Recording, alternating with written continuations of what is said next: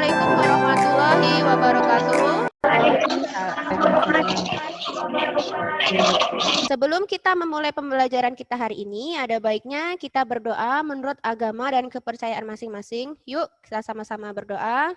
Bismillahirrahmanirrahim. Anak-anak, semalam Ibu udah bagikan link modul, link WA, link absensi, terus link LKPD dan PET ya.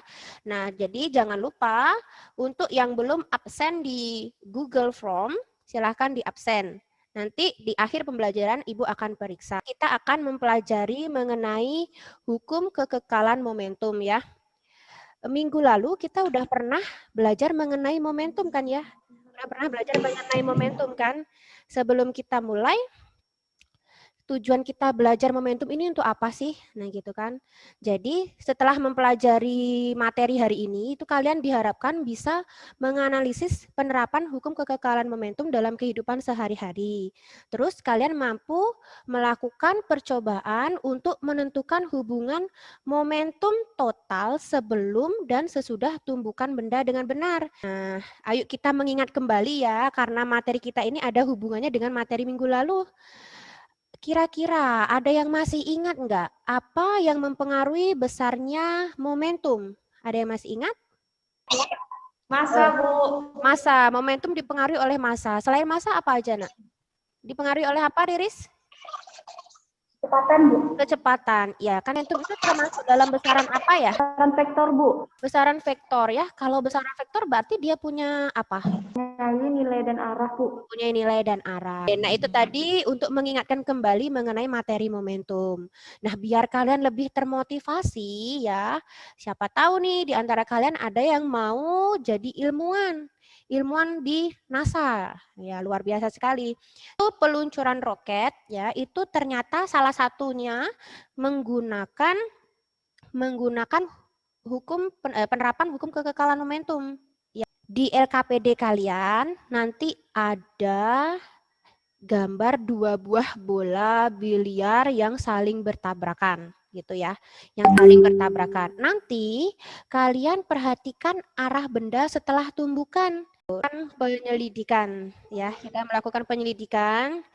Ini semalam kan udah Ibu bagi ya, link dari PET-nya ya. Udah di-download belum? Udah di-download?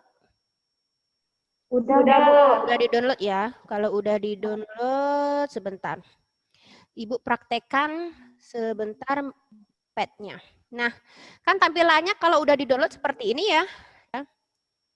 Yang lakukan adalah klik more data, klik values di sini ya. Sampai sini paham ya.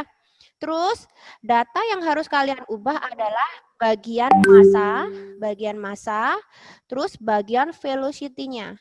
Bagian velocity ya.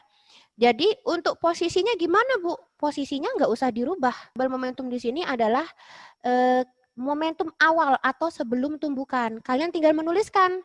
Berarti momentum benda 1 itu adalah 3 kg/s, momentum benda 2 itu 4,5. Setelah kalian tulis, silakan klik tombol play. Ini velocity-nya. Velocity yang setelah kalian pause tadi itu adalah nilai kecepatan setelah tumbukan. Kalian isikan di tabel ini. Terus momentum yang ini apa Bu? Ini adalah momentum setelah tumbukan. Seperti itu. Paham ya? Jadi di sini di tabel percobaan ini ada momentum total awal. Ini kalian dapatnya, bagian sini, ini kalian dapatnya penjumlahan dari P1, P2. Awal. Terus P total akhir ini adalah penjumlahan dari P1 aksen tambah P2 aksen.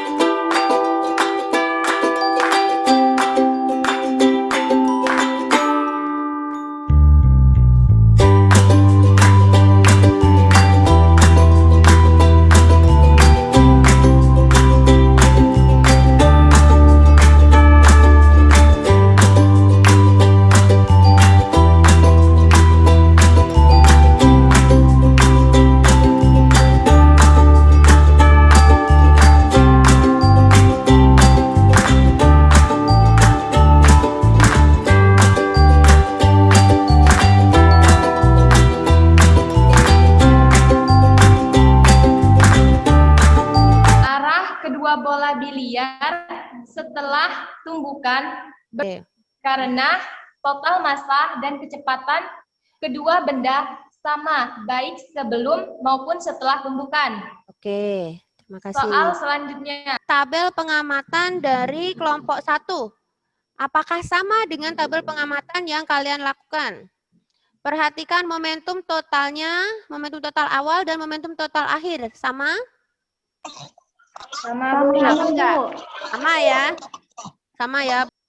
Kelompok. Apakah arti tanda positif dan kecepatan?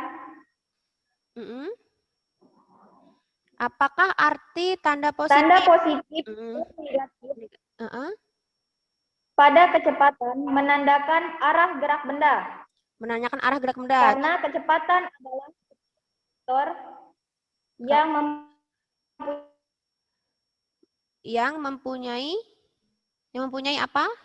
Alfa ini bisa diulang? Nilai dan arah. Mempunyai nilai dan arah. Jadi momentum sebelum tumbukan atau awal nilainya sama dengan momentum setelah tumbukan atau akhir. Dalam peristiwa tumbukan, momentum total sistem sesaat sebelum tumbukan sama dengan momentum total sistem sesaat setelah tumbukan. Oke, iya. Asalkan tidak ada gaya luar yang bekerja pada sistem. MA sama dengan 2 kg. MB sama 3 kg. VA sama dengan 4 meter per sekon. VB sama dengan min 3 meter per sekon. Ya. V aksen B sama dengan 2 meter per sekon. Ya. Yang ditanya adalah V aksen A dan arahnya. Oke. Terus? Jawabannya adalah V aksen A sama dengan min. Contoh dari nomor 5 penerapan hukum kekalahan momentum adalah pada permainan kelereng. Pada permainan kelereng. Gimana? Kelerengnya bukan. Oke. Kemudian pada peristiwa tabrakan 2 buah kendaraan. Peristiwa tabrakan 2 buah kendaraan itu termasuk hukum kekekalan momentum. Ada salah satu contohnya ya. Bola biliar yang bertabrakan. Kelihatan nggak?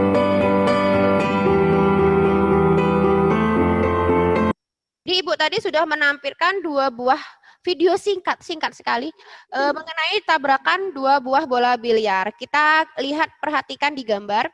Ini ada bola biliar A warna kuning dan bola biliar B warna toska. Sebelum bertabrakan, kedua bola ini pasti punya massa. Bola A bergerak ke kanan, bola B bergerak ke kiri. Karena dia saling punya massa dan kecepatan, otomatis bola A punya momentum, bola B juga punya momentum.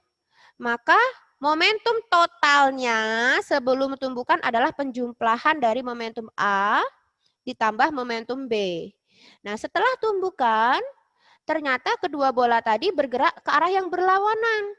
Bola B yang tadinya bergerak ke arah kiri, setelah tumbukan bergerak ke arah kanan. Bola A yang tadinya bergerak ke arah kanan, setelah tumbukan bergerak ke arah kiri.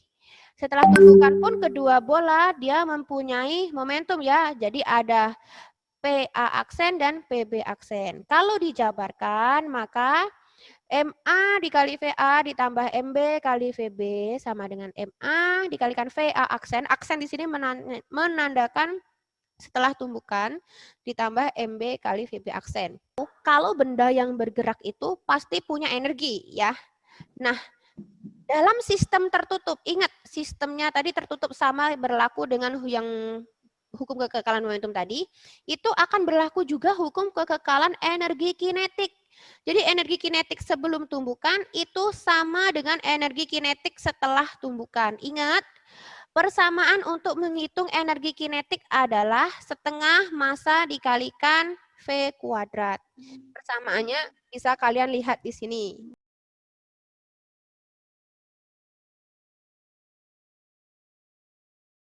Stop dulu ya. Nah, kelihatan ya layar PPT-nya ya. Untuk pada saat roketnya ini masih di tanah, momentum awalnya ini 0, ya. Ingat, roketnya punya massa, tapi dia tidak punya kecepatan karena dia diem, berarti momentum awalnya 0. Nah, pada saat roketnya ini naik ke atas, dia kan menyemburkan bahan bakar nih, gas panas nih, menyemburkan bahan bakar. Nah, itu sebagai apa namanya? Sebagai imbasnya, karena dia menyemburkan bahan bakar ke bawah, maka roketnya naik ke atas. Ya, kalau kita anggap pada saat dia naik ke atas tadi momentum awalnya M1, massa roket dikalikan kecepatan roket, maka momentum keduanya adalah massa dari gas yang keluar tadi dikalikan kecepatannya. Nah, ini momentumnya harus sama ya. Nah, di sini M1 kali V1 sama dengan M2 kali V2. Sebuah gerobak terbuka melaju tanpa kehilangan energi karena gesekan saat hujan lebat. Bisa diperhatikan di gambar. Saat gerobak melaju, air hujan tertampung dalam bak gerobak. Akibatnya kelajuan, kecepatan di sini harusnya. Kecepatan gerobak akan, nah kita menganggap atau asumsikan bahwa hujan tadi turun secara vertikal. Jadi hujannya turun lurus aja gitu. Ya, bukan miring, lurus dalam gerobak. Momentumnya kekal nggak? Momentumnya kekal nggak? Momentumnya kekal ya. Karena tadi kan ini misalkan gerobaknya nih. Misalkan gerobaknya. Aduh, gerobaknya jelek banget ini gambarnya.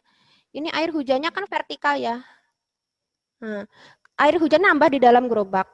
Jadi momentumnya adalah kekal. Jadi karena dia vertikal, maka air hujannya tidak mempengaruhi momentumnya. Jadi ingat persamaan momentum, P sama dengan massa dikalikan kecepatan. Ibu punya analogi.